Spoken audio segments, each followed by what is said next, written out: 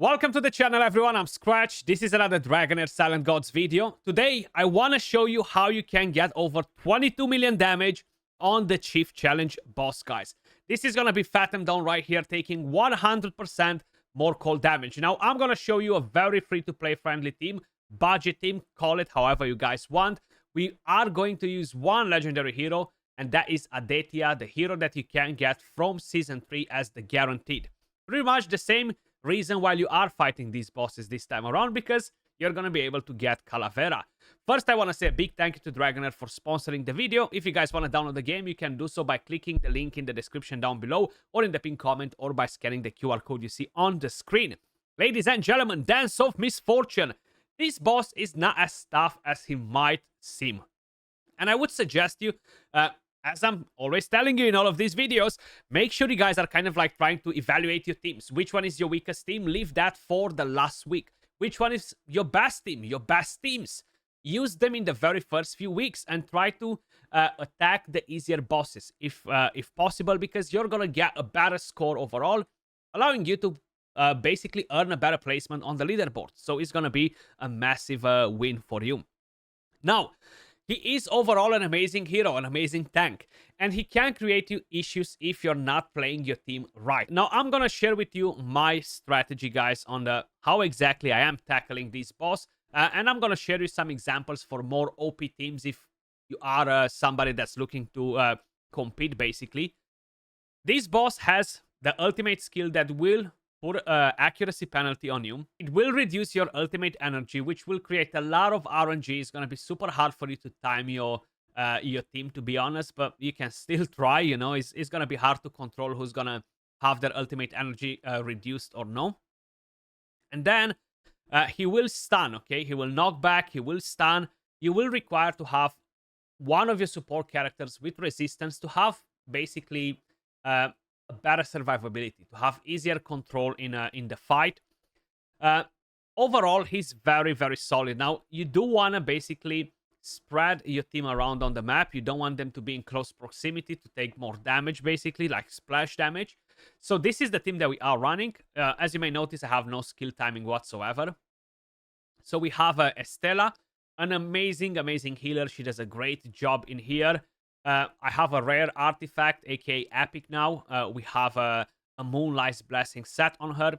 Basically, try to give her as much survivability and enlightenment as possible to ensure that she is going to keep your team alive. Then we have Aladia. So, as mentioned before, you need resistance on one character at least. So, I do have Aladia with resistance. Like this, I'm constantly gonna ensure that I'm getting the shield to basically have a better sustainability for my team. I have the Ring of Spirit Wood artifact, which will give me tons and tons of resistance when inflicted with control. So once I get that done, the resistance kicks in and I'm safe from it. Then I have a couple of different sets. I have the Holy Hunter and I have the new set Power of Tides. Both of them will give you 60 resistance and accuracy. So like this is going to be easy for you to get the accuracy and the resistance. It's crazy how I managed to get 248 on both of them without even trying, but there you go. It's actually a pretty fun one. Then we have Gertin as the main damage dealer for these guys. She is from Season 2. We are using the Revatrix Roots as a mythical artifact which comes from Season 2 as well. I do have Emissary's Whisper set on her. She's using the ultimate very fast as well on a 16-second cycle, if I'm not mistaken. So she will benefit a lot from the set to quickly stack up the set overall. She has good stats, definitely not bad. Her attack is not crazy, but with the artifact, we're gonna get a bit more on it. We have Roberta, is a rare character added in Season 4. If you don't have Roberta, you can always look to use, for example, a different range Ice Blast character that you might have available. Regardless if it's a Sheena, regardless if it's, I don't know, any other range character, basically, because it will be very, very helpful. Now, you can get Naja from the Feymender once you reach state 60. She's going to do an amazing job. She's actually as powerful as Gertin. You're going to get even more damage if you bring her in the team. If you already collected that character. And as an enabler, we have Bladin. I don't want to use Sheena in here. You want to make sure you have at least one serial set on your team to get that increased attack. Is going to be very, very important. And then, of course, Witch's Remains is going to be used in here as well as an artifact. The main thing, you want to have more skill haste on him, because we're not using a preset, a skill timing. So like this, we want to ensure that he's always gonna use the ultimate before the rest of them, you know.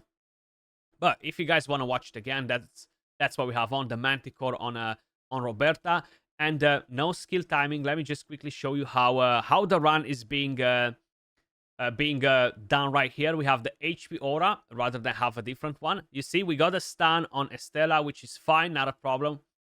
You have Gertin running all the way to the boss. So like this, I basically create a massive circle, but I have gaps in between my characters. So that's going to be very important. Accuracy penalty down. All these things can really affect your team's performance rather than your own performance. The boss will attempt to stun twice. The good thing is that Aladia brings in control immunity. It's going to be hard to time it as well, because even with resistance, sometimes she's still going to basically have her ultimate energy decreased. And that will really make it much harder for us to control it with the skill timing, to ensure that we're going to put the control immunity all the time before the boss is using the first skill. So like this, Estella will never get a stun. In theory, you can do it. But again, it's going to be a lot of RNG. It's not going to happen all of the time. So definitely keep that in mind. You can always feel free to try so if you like. You can basically delay Aladia's ultimate skill for the very first cycle. Delay it to like 20 seconds and put it on an 18-second cycle. You need more skill haste on her to be able to do that. And it might work if she never gets 3%ed with the ultimate energy, you know, or with the stun or something like that. It can always happen. It's kind of like out of our control. Even like this, we might keep the ultimate energy enough. Ultimate energy, the buff, the control immunity buff enough, but we lost it. We lost it right before. But either way, Estella managed to use the skill right before the stun landed, so the heal is still going to my team. But the damage again is very impressive. 3 minutes in, we have 15 million damage. One thing that I do want to mention for this elemental affinity, my psychic core is almost max for necro and ice, you know. So that will definitely give me a bit of an additional damage. But the gear is not crazy on them. I don't have insane stats. You've seen what we are using. You can definitely improve that by a lot, bringing in some mythical pieces to basically allow them to do even more damage than they are currently doing. And bang, you're probably gonna get 5, 6, 7, 8 million on top of what I'm getting. Even if you don't have the psychic core maxed or anything like that, just by using mythical gloves on most of them. You see, 2 minutes and 30 seconds in, and bang, we reach the 22 million damage. If you cannot survive all the way till the end, again, that is not a problem, because you're gonna be able to score this pretty fast. You know, Ice Blast is just so freaking powerful, and if you have a Sheena as an idea to basically activate this team better, guys, I mean, you're gonna be in for a treat. It's gonna be so much better than using Bladin to activate the Ice Blast characters, because we're not really getting a lot of ice crystals like this, you know. Like we're probably losing like 50-60% of the damage by not having Sheena in here, and we have Bladin instead, you know. But either way, I just wanted to basically give you a very budgetish option, so you guys can see that it's pretty straightforward to hit this. It's definitely much harder in Season 1, Season 2 as well, but once you're in Season 3, Season 4, they become more of a walk in the park for the majority of you guys that are playing on daily basis, not super casual. If you're playing super casual, you cannot expect to beat everything, because you're not grinding the game to ensure that you're maximizing all of the resources that you can get, etc. So it makes sense not to be able to necessarily destroy all of the content. But if you are grinding the game daily, you're gonna be just fine, because you're gonna have plenty of characters Most of them will be scrolled by now in terms of epics or rares if you're managing your resources wisely. And yeah, I feel like Ice Blast can be definitely one of the first teams you guys should pick if you have some decent characters like the epics that we're using here and the rares, because this will allow you to get a pretty good score. It's Ice Blast is just very, very strong as a single target damage. It's just it's too good to miss on it, basically. Too good to miss on it. Now, when we are getting resisted on defense down or something like this, it's unfortunate because we are missing damage.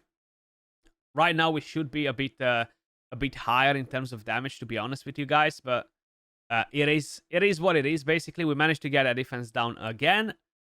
My team is still alive. Okay, we're gonna have control immunity. Basically, you want to time it at around this time for Aladia to use her ultimate skill. Like this, nobody will actually get to be stunned or anything like that. So 5 minutes in, 39.6 million damage. Pretty solid. Let's see who dealt more damage. Of course, it's Gertin with 54%, Roberta with 25.5% with 10 million. Gertin just double her damage. And then you have Bladin with 17.5.